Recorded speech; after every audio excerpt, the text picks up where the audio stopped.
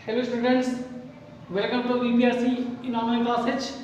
How are you all? I hope that you are all well. जैसे कि बच्चों आप लोग जानते हो, आपका कॉम्प्लेक्स सेंटेंस में दूसरा जो टॉपिक आता है नाउन क्लॉज के बाद एडजेक्टिव क्लॉज का नाम। तो बच्चों अगर हम एडजेक्टिव क्लॉज में बात करें कॉम्प्लेक्स सेंटेंस के अंतर्गत, तो इसमें सबसे पहले जो टॉपिक का रूल है हम आपको बताना चाहते हैं। एडजेक्टिव क्लॉज के अंतर्गत यहाँ पे हमने जो चार्ट बनाया है ये आपका रिलेटिव प्रोनाउन के अंतर्गत आता है, लेकिन यूज किस में करते हैं भाई?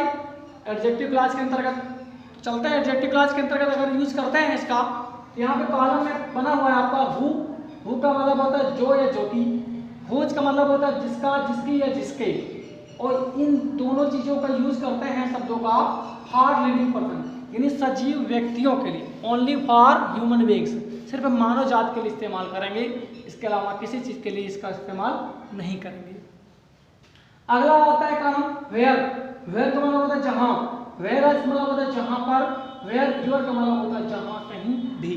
चलो भैया, अच्छा जहां कहीं भी, इसका ये तीनों चीज जो है हमारे कंजक्शन इस्तेमाल करते हैं स्थान यानी फॉर प्लेस, स्थान के लिए इस्तेमाल करते हैं। जैसे आगरा, मुंबई, कानपुर, किसी भी स्थान का नाम होगा वहां पर अगर आता है तो इन चीजों का इस्तेमाल वहां पर हम लोग करेंगे। अगर अगले टॉपिक की बात करें आता है व्हेन। व्हेन माना होता है जब, और व्हेन यूर का मतलब होता है जब कभी भी। ठीक है, इन तीनों चीजों का प्रयोग करते हैं कंजक्शन का फॉर टाइम यानी समय के लिए। ठीक है, कोई वाक्य है आपको समझाना होगा कि वाक्य में दिया क्या गया है, टाइम शो हो रहा, तो अगर टाइम शो हो रहा है, समय दिखा रहा है, तो इन कंजक्शन का इस्तेमाल वहां पर किया जाएगा। अगला आता है वाई।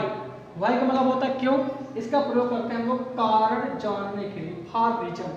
रीजन मतलब कारण जानने के लिए हम वाई का प्रयोग करते हैं वाक्य में। चलते हैं अच्छा अगला दैट। दैट का मतलब होगा यहाँ पे जो या जो की, इसका प्रयोग सजीव और निर्जीव दोनों प्रकार के व्यक्तियों के लिए करेंगे। ठीक है, तो चलते हैं भाई, ये तो रहा टॉपिक जो आपने समझा। अब इसके एग्जांपल के बारे में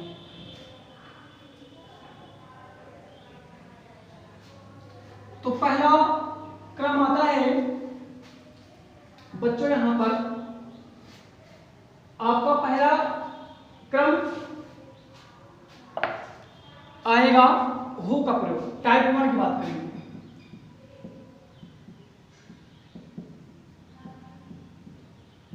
टाइप 1 हु या हुज। अब इसका प्रयोग किसके लिए करते हैं? सजीव व्यक्तियों के लिए करते हैं। चलो भाई देखो, जैसे कहा जाए आई सा ए मैन, मैंने एक आदमी देखा, ही वॉज ओल्ड, वह बूढ़ा था। मैंने एक आदमी देखा, वह बूढ़ा था। आदमी क्या है? सजीव है ना, यानी ह्यूमन बीइंग है ना, तो क्या करोगे? कंजक्शन किसका इस्तेमाल करेंगे? हु का प्रयोग करेंगे। तो हु का मतलब जो है जो की, तो क्या होगा? आई सा ए मैन, मैंने एक आदमी देखा। वाक्य जोड़ने के लिए क्या लगाओ कंजक्शन हु वाज ओल्ड, मैंने एक आदमी देखा जो बूढ़ा था। आई saw a man who was old, मैंने एक आदमी देखा जो बूढ़ा था। अगले एग्जांपल की बात करें, आई सा एक गर्ल, मैंने एक लड़की देखा, सी वाज ब्यूटीफुल, वह सुंदर थी। मैंने एक लड़की देखा, वह सुंदर थी। तो क्या होगा भाई इसमें? मैंने एक लड़की देखा, चलो भाई, तो आई सा एक गर्ल, मैंने एक लड़की देखा, वाक्य खत्म हुआ। लड़की सजीव है, सजीव के लिए किसका इस्तेमाल करोगे? हु का। तो आई saw a girl who was beautiful, मैंने एक लड़की देखा जो सुंदर थी। आपका वाक्य सॉल्यूशन हो गया। चलो अच्छा, ये तो रहा हु का प्रयोग। अगर आता हुज। हुज का प्रयोग जानते हैं ना, सजीव व्यक्तियों के लिए करते हैं, लेकिन कहाँ करेंगे देखिए ध्यान से। तो अगला अच्छा नंबर हुज का है। चलो भाई ये हुज डाल देते हैं, इसको हटाते हैं बच्चों यहाँ पे। अब चलते हैं हुज का मतलब जिसका, जिसकी या जिसके, इसका भी आपको ध्यान रखना होगा। ठीक है, तो हुज के इस्तेमाल पजेसिव केस वाक्य में मिलने पर तभी होता है। जैसे कहा जाए आई सा एक गर्ल, मैंने एक लड़की देखा, हर हेयर वाज करली, उसके बाल घुंघराले थे। मैंने एक लड़की देखा, उसके बाल घुंघराले थे। तो क्या कहोगे भाई कि मैंने एक लड़की देखा, आई सा एक गर्ल। मैंने एक लड़की देखी, यहाँ पर क्या वाला पॉजिटिव केस, सी का पॉजिटिव हर। जब पॉजिटिव केस मिलता है तो क्या करोगे भाई, हुज का प्रयोग। I saw a girl whose hair was curly. मैंने एक लड़की देखा जिसके बाल घुंघराले थे। तो ये इस्तेमाल करेंगे सजीव होने पर, लेकिन पॉजिटिव केस का मिलना अनिवार्य है। तो ये हुआ टाइप 1। चलते हैं टाइप 2 की ओर। बच्चों अगर टाइप 2 की बात करेंगे तो आता है वेयर या वेयर एज। तो पहले इन दोनों एग्जांपल से देखिएगा। एक चीज ध्यान दीजिएगा कि वाक्य में यहाँ पर हियर देयर मिलेगा, हियर या देयर मिलेगा। जब हियर और देयर मिलेगा तभी हम लोग इनका इस्तेमाल करेंगे। किसका, वेयर और वेयर एज का। ठीक, ध्यान दो। अच्छा भाई, तो क्वेश्चन है आपका, दिस इज अ हाउस या this is a Porbandar. This is Porbandar, यह पोरबंदर है। Mahatma Gandhi was born here. Mahatma Gandhi was born here. यहां पर महात्मा गांधी का जन्म हुआ था। तो यह पोरबंदर है, यहां पर महात्मा गांधी का जन्म हुआ था। पोरबंदर क्या भाई, स्थान का नाम है ना। स्थान का नाम होगा, किसका प्रयोग करोगे, वेयर या वेयर एज। दो लगाओगे कब, जब वाक्य में हियर और देयर मिलेगा कब, तब कंजक्शन हम लोग क्या लगाएंगे, वेयर या वेयर एज। इसका आपको ध्यान रखना होगा। तो क्या करें भाई, दिस इज पोरबंदर, यह पोरबंदर है। चलो लिखो भाई, this is Porbandar, this is Porbandar. अब क्या करेंगे, स्थान का नाम है ना, जब स्थान का नाम होगा किसका प्रयोग करोगे, वेयर या वेयर एज। दो में से कोई एक लगा सकते हो। तो वेयर, अब महात्मा गांधी, चलो लिखो Mahatma Gandhi was born, was born. अब क्या करेंगे, हियर देयर को हटा देंगे, हियर देयर को हमें हटा देना है।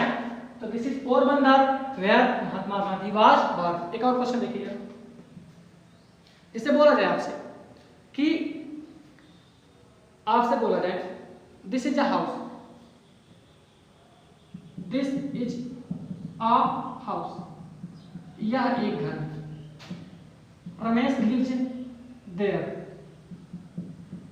रमेश लिव्स देयर, यह एक घर है।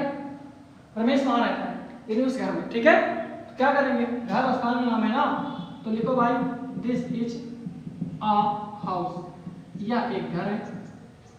घर स्थान है, स्थान के लिए इस्तेमाल कंजक्शन वेयर या वेयर एज।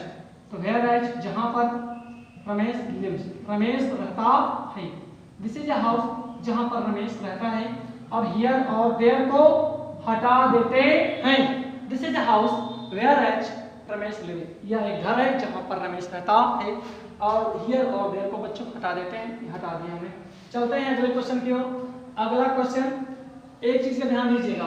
अब यहाँ पे हम बात करेंगे वेयर यूर की, वेयर यूर। चलो अच्छा देखो भाई, वेयर यूर का इस्तेमाल कब होगा, जब वाक्य में आपका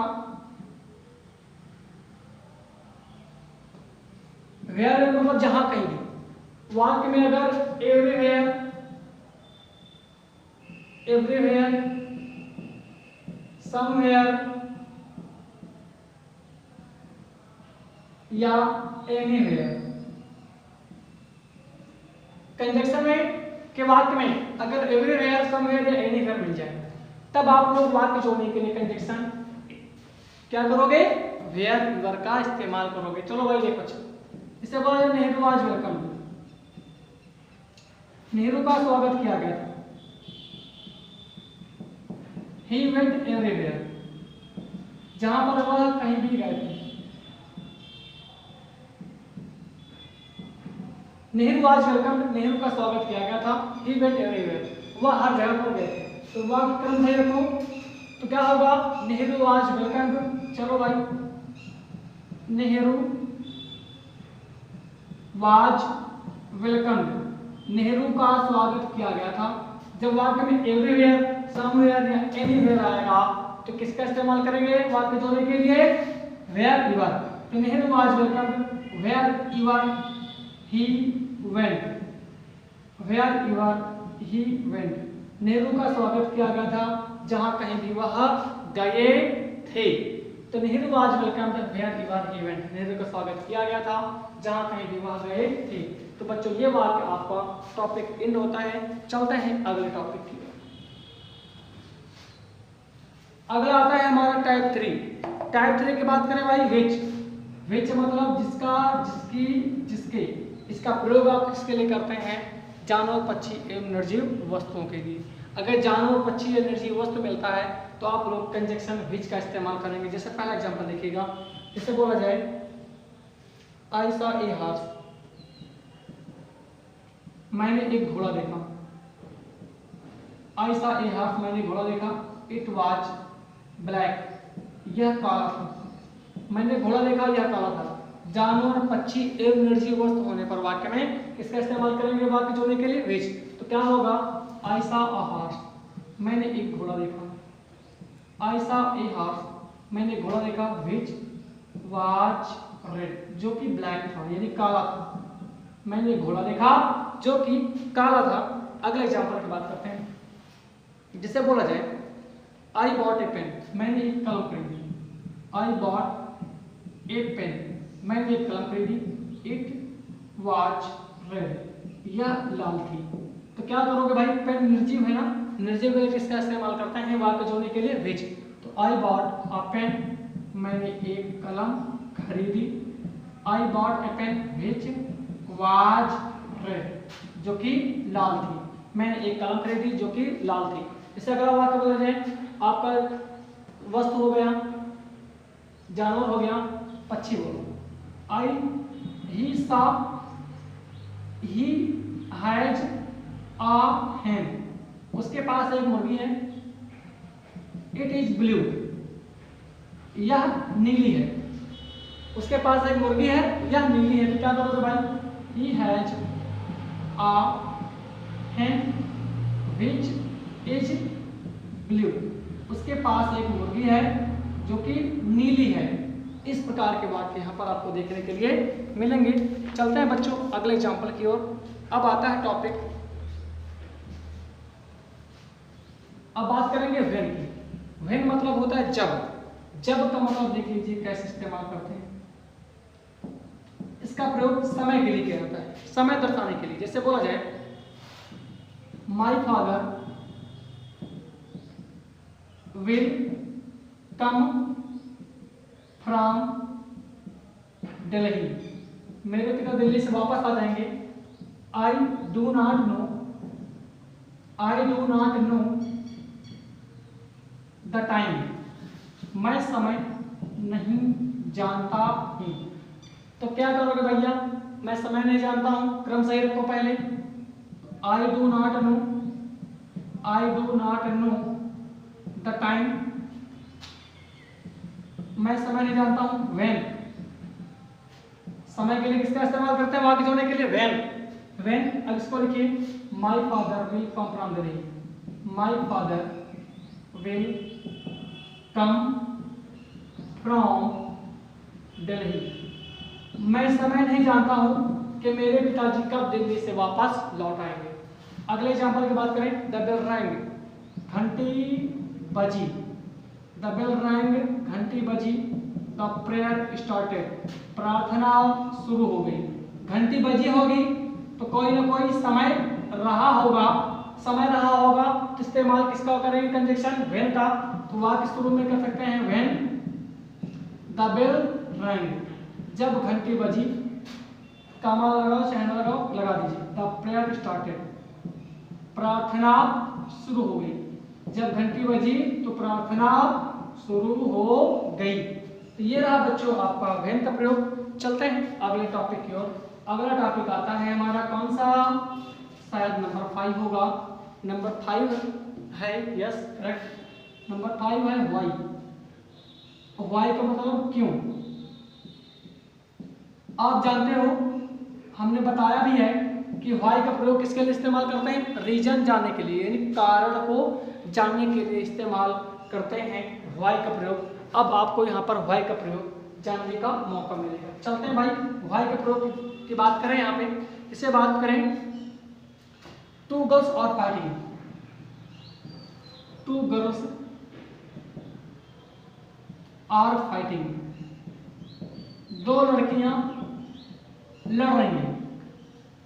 आई want to know the reason, I want to know the reason, मैं कारण जानना चाहता हूं। दो लड़कियां लड़ रही हैं, मैं कारण जानना चाहता हूं। तो देखो भाई, मैं कारण जानना चाहता हूं तो क्या करोगे? I want to know the reason,